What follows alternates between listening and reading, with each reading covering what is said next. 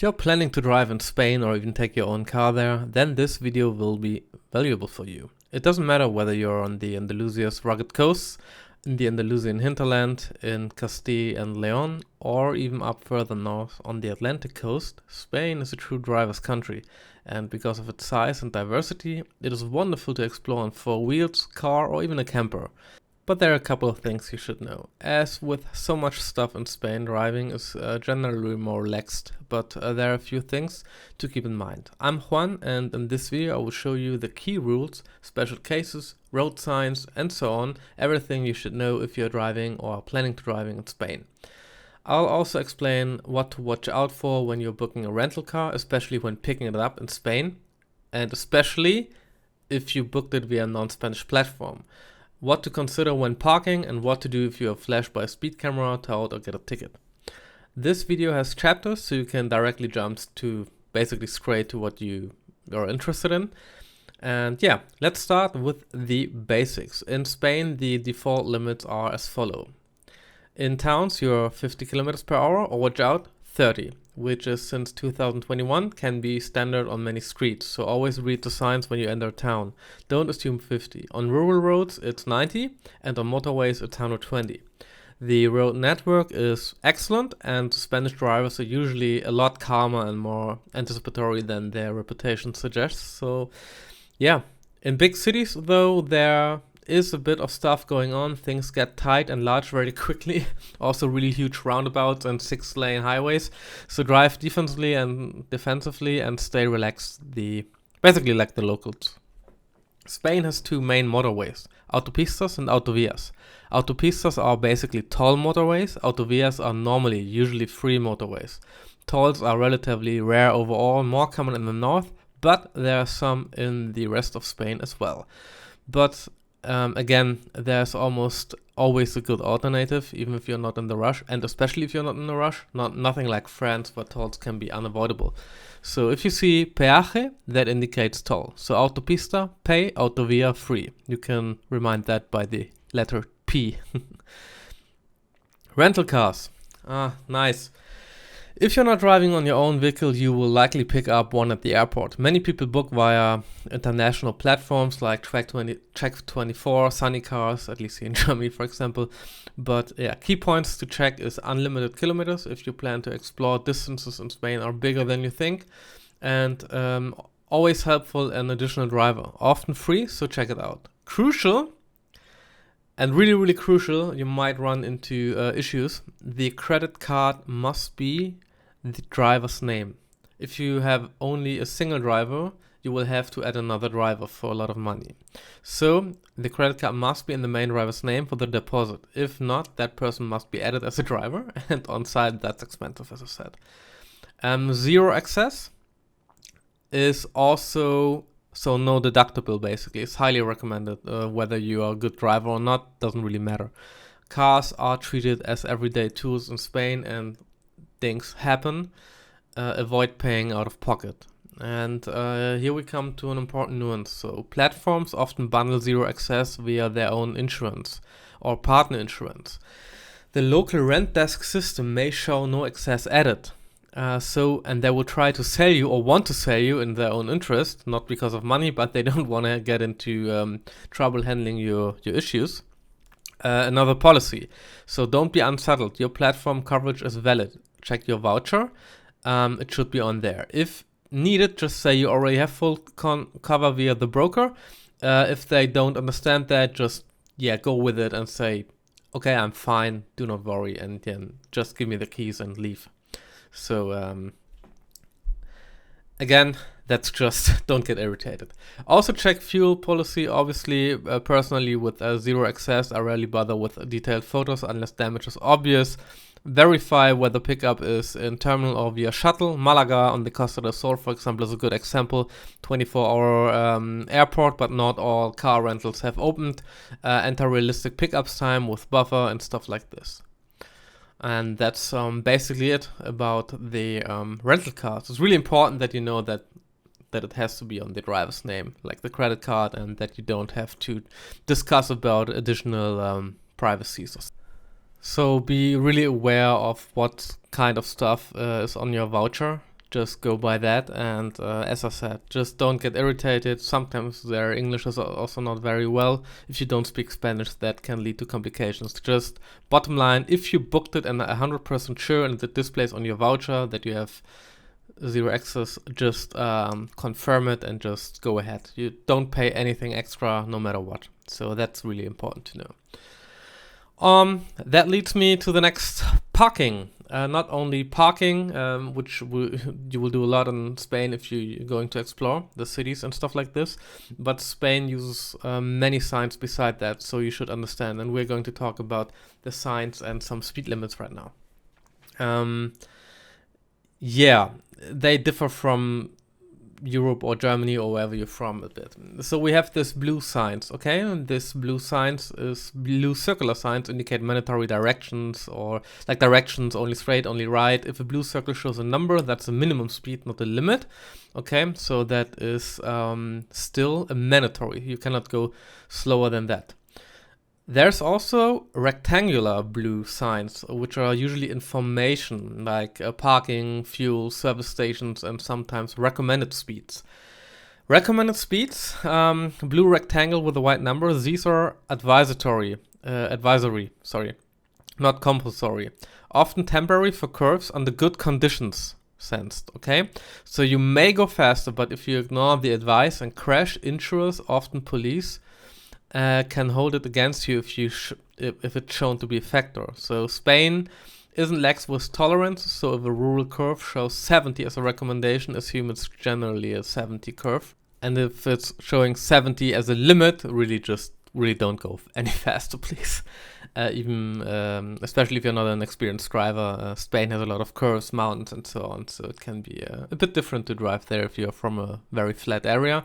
And as said, so you can actually ignore the advisories, but in case of an accident, it may count against you. Okay, it's just important that you do understand that, but when you're on a holiday, you shouldn't be in a rush, so in that regard, you should be fine if you just follow it.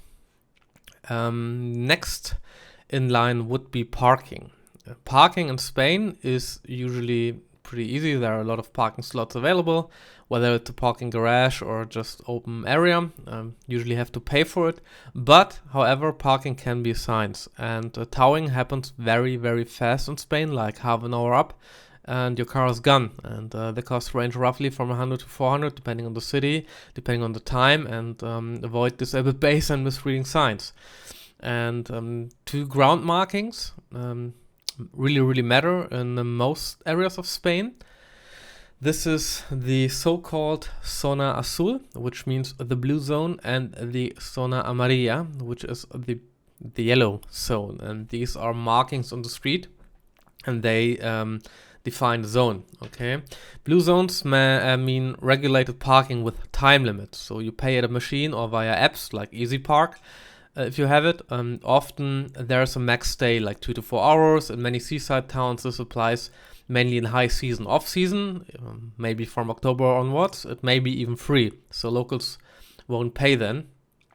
Sometimes even tourists don't pay. So if you couldn't read Spanish, snap a photo and use a translator.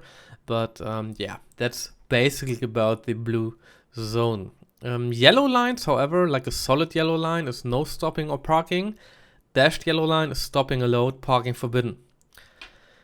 Understanding? So you can make a short stop, but you shouldn't park. Yellow zigzags or yellow curb marks, loading zones, bus stops, or garage entries. Don't park there. Cities will tow you in under half an hour, I promise. Even rental cars, they have no mercy on you. Okay, so that's about the parking areas. Extension to that are the parking signs, and now theory class on those.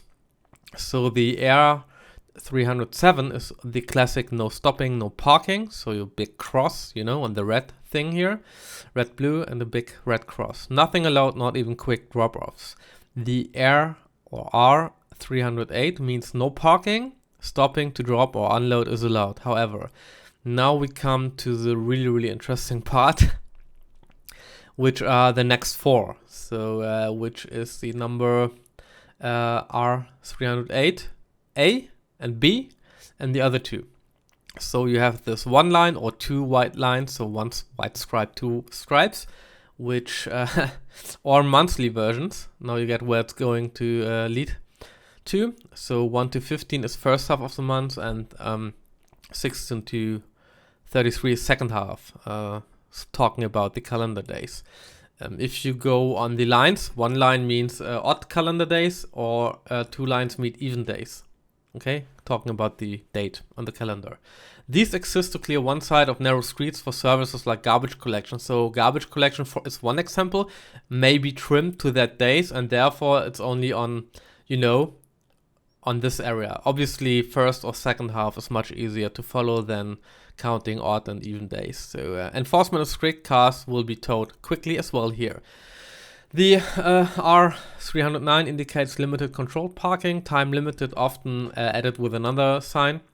So you will have, it will be part of a blue zone, generally speaking. You may need a ticket, activation, certain hours, days, or max duration shown on the plate below.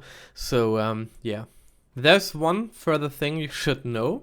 There are actually many meters which warn multa 200 euros. That's not a joke.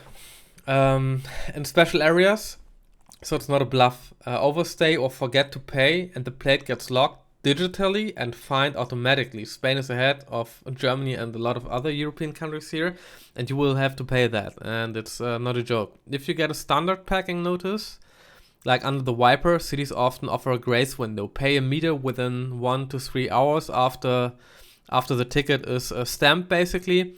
The fee drops maybe half or 30%, like from 10 euros to 5. This is separate from serious fines like towing or disabled base, okay?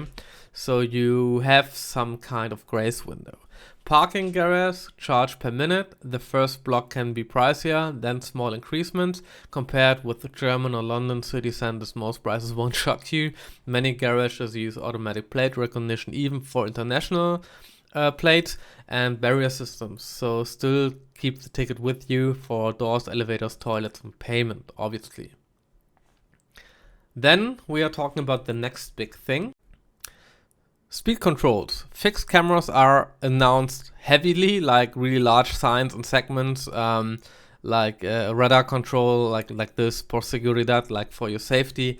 But however, mobile speed traps, especially on rural roads, are increasingly common. So if you are flashed in a rental, the fine will route via the rental company with an admin fee. In Spain, you get 50% off if you pay within 20 days after receive. Miss the window and it can double, or well, you pay 100%, then let's say it like this. If you pay within 20, you spare 50. You'll pay online. Here, for example, my friend who visited us got flashed. You have a link there, then you can go on that site, and then you put in just your, all the stuff you need is there. You put it in, and then you pay online. It's basically pretty easy. So, is Spain good for driving beginners? Yes and no. Highways and rural roads are relaxed. Big and small cities can be tricky. Very rural areas can be steep and demanding, like expect many mountains, tunnel, and roundabouts. A key tip: don't drive by the I have the right of way mentality. That would be the German way of driving. In Spain, priority isn't always perfectly marked. Drive defensively, make eye contact, and proceed when it's clear. So that's what the locals do, and you should do it as well. I have the right of where I have never saved someone from an accident or from a fee.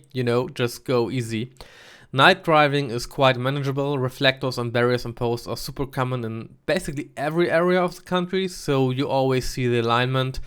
If you miss an exit, really don't stress too much about it.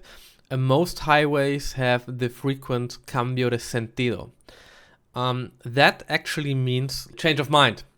So you have a change of mind, a cambio de sentido, which are overpasses. So you can just go up, overturn, or overpass the area, turn around legally. So that's pretty easy. If you are a camper traveler, look for dedicated signs of showing wastewater dump points and similar services, and that's pretty much about it. There's a lot more stuff going on in Spain, and I will make a post on our website regarding everything I haven't put into this video. So yeah, I hope you liked it. If I missed something, I will link an update here. Drop your question in the comment section below. I'm happy to help. Constructive feedback is welcome. We're a new channel. And again, yeah, English is my second language, or third language even. I hope that was fine. And yeah, forgive me pronunciation errors. And yeah, thanks to chapters, you can always watch only the parts you need. So I hope you won't get bored on this driving ASMR. And it actually helped you to prepare for your holiday and your drive through Spain. So see you soon. That's it. And yeah, hopefully to see you on the roads of Spain. Bye bye.